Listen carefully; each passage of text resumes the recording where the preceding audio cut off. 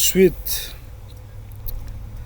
de la conclusion du livre de Robin Philpott, Rwanda, crime, mensonge et étouffement de la vérité. Au Canada et au Québec, des accusations monstrueuses sont régulièrement lancées dans les médias au sujet du Rwanda. En 1995, déjà une émission de pointe à Radio-Canada intitulée Rwanda, le Canada complice, avait provoqué l'ire des feux les pères Georges-Henri Lévesque, fondateur en 1963 de l'Université nationale du Rwanda, qui a déposé une plainte auprès de l'Ombudsman du Radio-Canada. Cette émission reprenait à son compte la thèse de certains voulant que toute l'aide québécoise et canadienne depuis 1960 ait servi de soutien aux génocidaires. En revanche, d'autres aussi nombreux accusent le Canada de prendre à son compte aveuglément les positions du régime actuel de Kigali. Une commission d'enquête parlementaire publique s'impose. Le Québec, vu son rôle historique dans la coopération avec le Rwanda, devrait s'y associer pleinement. Cette commission porterait sur les relations du Canada et du Québec avec le Rwanda pendant la période s'échelonnant de 1960 à aujourd'hui. Elle pourrait s'épancher sur tous les crimes commis au Rwanda et déterminer aussi s'il y a eu étouffement de la vérité. Elle devrait permettre à tous de s'exprimer librement et des missionnaires aux militaires, en passant par les juristes, les coopérants, les travailleurs humanitaires, les chercheurs et journalistes, les ressortissants rwandais et congolais naturalisés au Canada. Et son seul but doit être la recherche de la vérité. Une commission d'enquête parlementaire publique s'impose au Canada. Le Québec, vu son rôle historique dans la coopération avec le Rwanda, devrait s'y associer pleinement. Cette commission porterait sur les relations du Canada et du Québec avec le Rwanda pendant la période s'échelonnant de 1960 à aujourd'hui. Elle pourrait se pencher sur tous les crimes commis au Rwanda et déterminer aussi s'il y a eu étouffement de la vérité. Elle devrait permettre à tous de s'y exprimer librement, des missionnaires aux militaires en passant par les juristes, les coopérants, les travailleurs humanitaires, les chercheurs et journalistes, les ressortissants rwandais et congolais naturalisés au Canada. Et son seul but doit être la recherche de la vérité.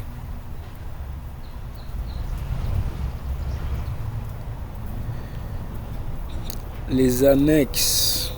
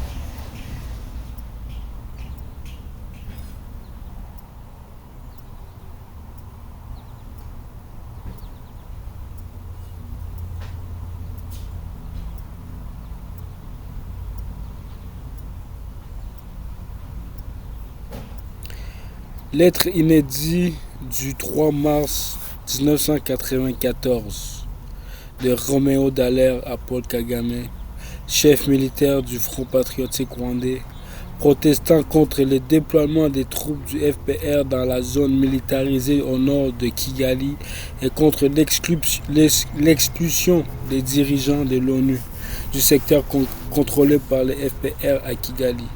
De nombreuses protestations adressées au FPR illustrent l'état des préparations du FPR pour la reprise de la guerre le 6 avril, dès que l'avion présidentiel a été abattu. Par ailleurs, dans un autre document inédit, Roméo Dallaire a qualifié l'offensive du FPR de Blitzkrieg, et qui dit Blitzkrieg dit vaste préparation militaire. Heavy Weapon Inventory, Protocol to Arusha Peace Agreement, Articles 66, 67, 68, 69. Dear Sir Omnarmir mandated, including among other things establishing of cantonment point and taking all the heavy weapons under its custody. It is obvious that such operations require a careful preparation and involve expenditure of a lot of money. In this view, and for the purpose of economy of organization, I have to request you for detailing information on heavy weapon inventory by types, essential requirements for storage according to your standards, estimation of the necessary maintenance by types, how many men should be involved and how often, currently location of heavy weapons. Yours sincerely,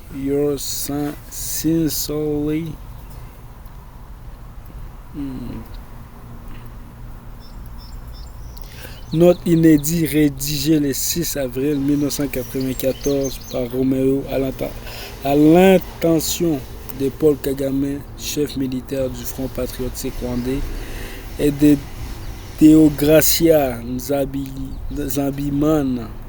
Sabimana, chef d'état-major des forces armées rwandaises. Dans cette lettre jamais expédiée, le commandant des forces des médecins de la paix de l'ONU, Émouard, demande aux deux chefs militaires un inventaire détaillé de l'armement lourd, exemple missiles solaires, de chaque arme à sa possession, alors que la MINUSMA savait que la force armée rwandaise n'avait pas d'armement lourd. Le jour où cette note a été rédigée, le général Sabimana a été tué lors de l'attentat à l'armement lourd missile solaire contre l'avion du président Habyarimana.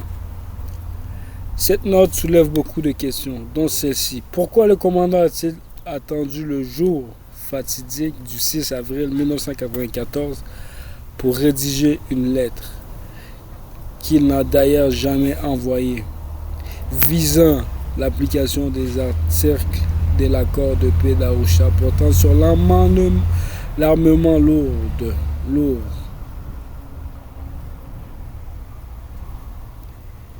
Centre pour le droit de l'homme.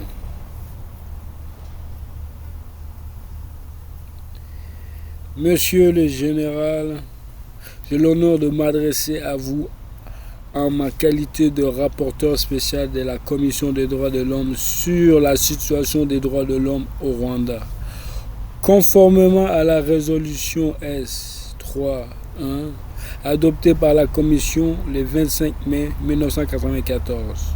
À la veille de mon départ au Rwanda pour une première mission d'enquête, je viens d'apprendre la nouvelle choquante de l'assassinat de l'archevêque de Kigali, de l'évêque de Kabayi, ainsi que 10 prêtres par des forces du FPR. Je tiens à vous exprimer ma plus profonde indignation et lancer un appel pressant afin que toutes les mesures soient prises pour éviter que de tels actes ne se reproduisent. J'ai également appris que le haut commandant du FPR a condamné cet acte d'une cruauté et déclaré que les responsables seraient poursuivis et jugés. Je vous serai tiré de bien vouloir m'informer de toutes les mesures prises en ce sens et j'espère vivement pouvoir m'entretenir personnellement de cette grave affaire avec vous durant ma visite au Rwanda. Par ailleurs, je me suis également adressé au gouvernement rwandais afin que celui-ci prenne les mesures requises pour éviter toute représailles. Veuillez croire, monsieur le général, à l'assurance de ma très haute considération. René Degui Segui, rapporteur spécial de la Commission des droits de l'homme. Lettre du 9 juin 1994 du rapporteur spécial de la Commission des droits de l'homme de l'ONU, M. René Degui Segui, au général Paul Kagame, chef militaire du Front patriotique rwandais.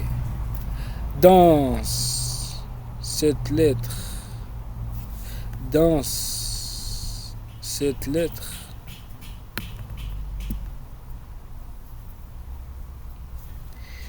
M. René Degui Segui dénonce les assassinats de l'archevêque de Kigali, de l'archevêque de Kayi et des 10 prêtres.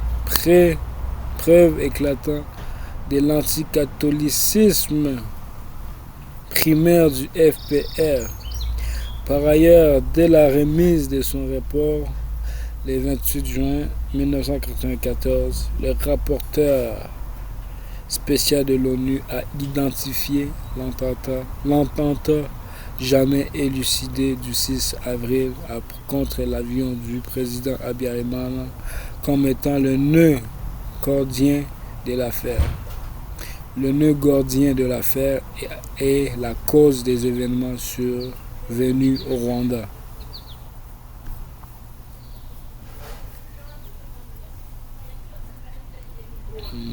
Biographie sélective.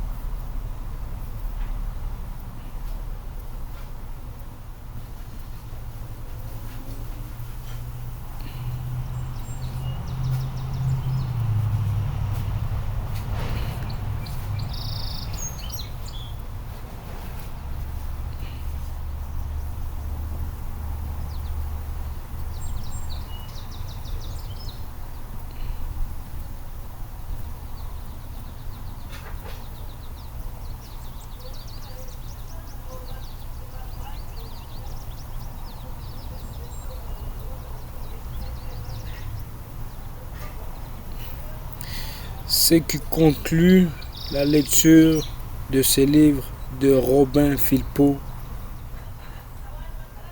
Rwanda, crime, mensonge et étouffement de la vérité.